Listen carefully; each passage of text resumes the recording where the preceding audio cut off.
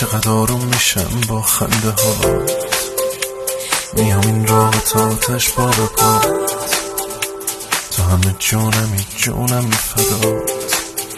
الهی قربونه زدن هات. مگه میشه تو رو دوست نداشت، مگه میشه تو رو تنها گذاشت، نفسام به چشات بسته شده، ببین عشقت ازم دیوونه ساز.